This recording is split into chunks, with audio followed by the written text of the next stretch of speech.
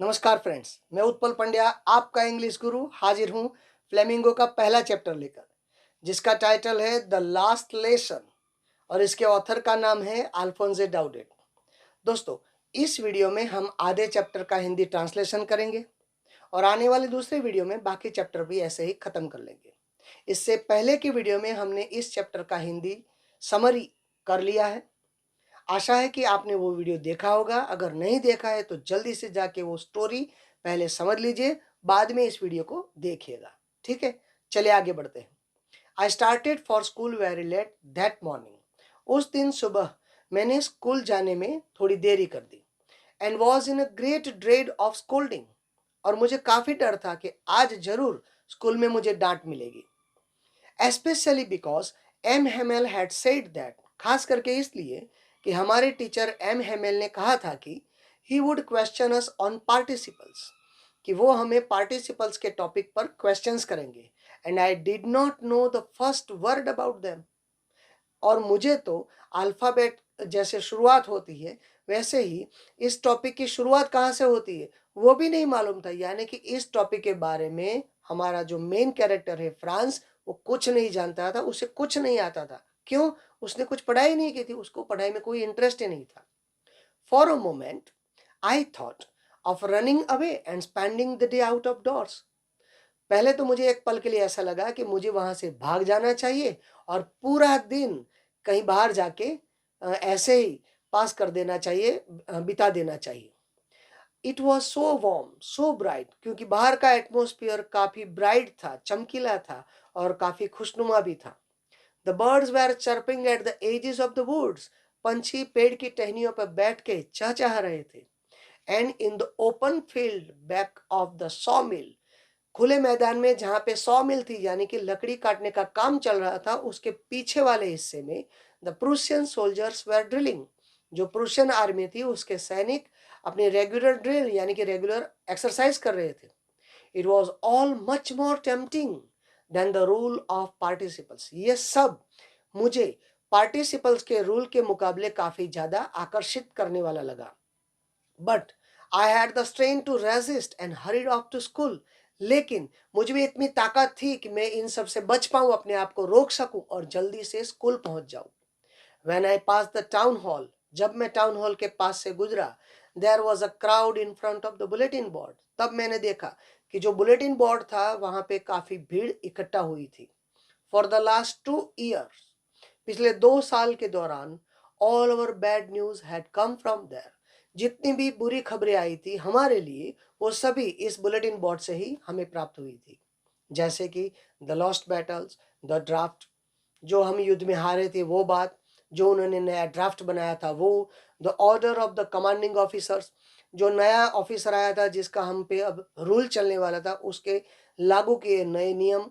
And I thought to myself, अब मैं अकेला सोचने लगा विदाउट स्टॉपिंग। लेकिन मैं वहां रुका नहीं। What can be the matter now, कि अब ऐसा क्या हुआ होगा जिससे जानने के लिए ये सब लोग यहाँ इकट्ठा हुए हैं। Then as I hurried by as fast as I could go, जितनी जल्दी हो सके उतनी तेजी से मैं वहां से भागता हुआ निकला। The blacksmith Wachter who was there, एक लोहार वहां पे खड़ा था, एक संरक्षक खड़ा था अपने एक विथ हिज अप्रेंटिस, तालीमी के साथ, रीडिंग द बुलेटिन, वो भी वहां पे बुलेटिन पढ़ रहा था।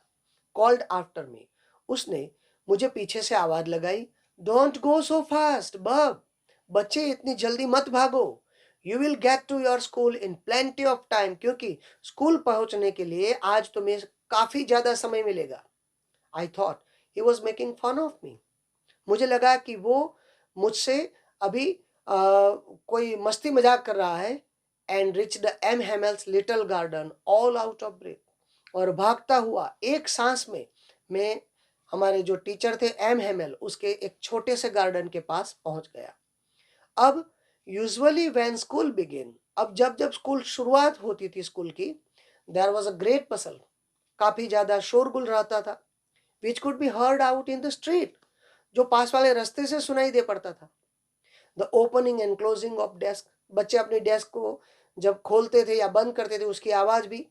Lessons repeated in unison very loud, और काफ़ी सारे बच्चे एक साथ अपने लेसन्स पढ़ते थे, उसकी भी ज़ोरों से चिल्लाती हुई आवाज़ें।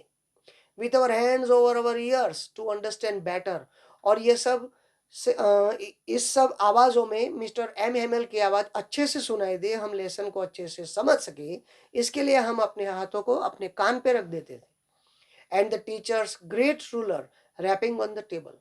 और हमारे टीचर एम हेमल की जो स्टील की, आयरन की जो एक स्केल रहा करती थी, रूलर रहा करती थी, वो हमारी डेस्क पे आकर वो जोर जोर से पटकते थे, उसकी आवाज़ भी हमें बाहर से ही सुनाई पड़ती थी। But now it was also still. लेकिन अभी तो ये सब शांत हो चुका था। I had counted on the commotion. लेकिन मैं क्लास में होने वाले शोरगुल पे निर्भर था। किस बात के लिए? To get to my desk without being seen. मैंने सोचा था कि मैं क्लास में होने वाले शोरगुल का फायदा उठा के किसी के ध्यान में आए बगैर अपनी डेस्क पे पहुंच जाऊंगा।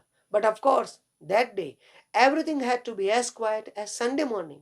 लेकिन उस दिन तो सब कुछ रविवार की सुबह की तरह शांत था। Through the window I saw my classmates already in their places. और खिड़की से मैंने जब देखा क्लासरूम के अंदर, तब मैंने पाया कि मेरे क्लासमेट्स यानी कि मेरे सहपाठी बच्चे अपनी अपनी डेस्क पे जाकर बैठ गए थे। And M Hamel walking up and down with his terrible iron ruler under his arm. और जो हमारी फ्रांस लैंग्वेज पढ़ाने वाले हमारे टीचर थे एम हेमेल, वो अपने हाथ के नीचे अपनी आयरन रूलर दबा के इधर उधर चल रहे थे। I had to open the door. मुझे दरवाजा खोलना पड़ा। And go in before everybody. और सबके सामने से गुजरना पड़ा।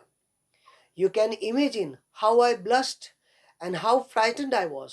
आप सोच सकते हैं कि उस वक्त मैं कितना शर्मिंदा हुआ होऊंगा या फिर मैं कितना डरा हुआ होऊंगा। But nothing happen. पर ऐसा कुछ नहीं हुआ।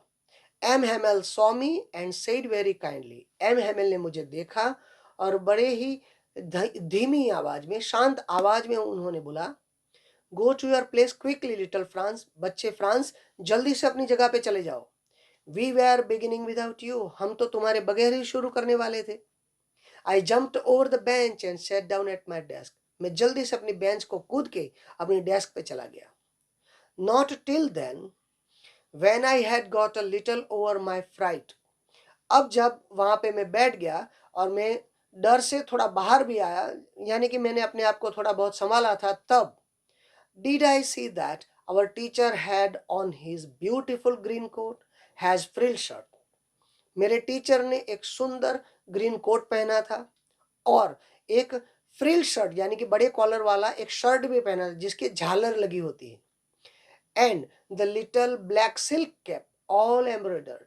और पूरी एम्ब्रॉयडरी वर्क किया हुआ हो ऐसी एक सिल्क की ब्लैक कैप भी उन्होंने पहन रखी थी। That he never wore except on inspection and prize dress. वो ये ड्रेस कभी नहीं पहनते थे, लेकिन कभी कभार पहनते थे जब हमारे स्कूल में या तो प्राइज डिस्ट्रीब्यूशन का कोई प्रोग्राम रखा गया हो या फिर कोई इंस्पेक्शन आने वाला हो। बिसाइड्स, इसके अलावा the whole school seemed so strange and solemn. पूरी स्कूल मुझे एकदम विचित्र लगी और सॉलेम, गंभीर लगी। But the thing that surprised me most, लेकिन सबसे चौंकाने वाली बात क्या थी? Was to see on the back benches that were always empty. हमारे पीछे वाली जो सभी बेंचेस थी वो हमेशा खाली रहा करती थी। लेकिन आज कौन सा सीन चला वहां पे? The village people sitting quietly like ourselves. लेकिन मेरे गांव के जो लोग थे वो चुपचाप से उस बेंचेस पे आके बैठ गए थे, हमारी तरह। जैसे हम पढ़ने आए थे वैसे हमारे गांव के बुजुर्ग लोग वो भी वहां बैठ के वो लेसन पढ़ने आए थे। कौन कौन थे? ओल्ड हाउसर, एक बड़ी एज वाले मिस्टर हाउसर थे, विद इज 3 कॉर्नर्ड हेड। वो अपने 3 कॉर्नर्ड हेड पहन के आए थे। The former mayor, the former post master. Farmer mayor और फॉर्मर पोस्ट मास्टर, पहले के मेयर और पहले के पोस्ट मास्टर भी वहां मौजूद थे। एंड सेवरल अदर बिसाइड्स, और कई और सारे लोग भी वहां पे मौजूद थे। Everybody looked sad. ये सब लोग उदास नजर आ रहे थे। And Hauser had brought an old primer. जो शुरुआती दौर में बच्चों को पढ़ाने वाली जो किताब आती है केजीज में, वैसी किताब अल्फाबेट्स वाली लेकर, जिसको प्राइमर बोलते हैं, शुरुआती, वो किताब लेकर मिस्टर हॉजर आए थे। थम्ब्ड एट द एजेस, जिसके पन्नों के कोने पे अंगूठे के निशान लगे हुए थे। And he held it open on his knees, वो किताब उन्होंने अपनी नी पे रखकर खुली रख छोड़ी थी। With his great spectacles lying across the pages, और उन्होंने अपने बड़े वाले चश्मे चढ़ा रखे थे, उसके थ्रू वो पेजेस पढ़ रहे थे। While I was wondering about it all, जब मैं सब सीन के बारे में सोच ही रहा था, M Hamel mounted his chair, तब एम हेमेल अपनी चेयर पे गए, उस पे चढ़े। And in the same grave and gentle tone which he had used to me said, और जैसी शांत आवाज में आज उन्होंने मुझसे बात की थी, वैसे ही शांत और गंभीर आवाज में वो बोले, my children, this is the last lesson I shall give you. बच्चों, आज मैं आपको आखिरी लेसन पढ़ाने वाला हूं।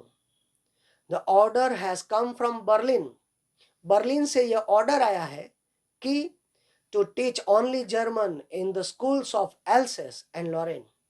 एल्सेस एंड लॉरेन, ये दो जिलों की जितनी भी स्कूल्स है, इन सभी स्कूलों में अब फ्रांस लैंग्वेज की बजाय जर्मन लैंग्वेज ही पढ़ाई जाएगी। The new master comes tomorrow, और ये जर्मन लैंग्वेज पढ़ाने वाला जो टीचर है वो कल से आ जाएगा। This is your last French lesson, और ये आपकी फ्रेंच लैंग्वेज सीखने का आखिरी दिन है।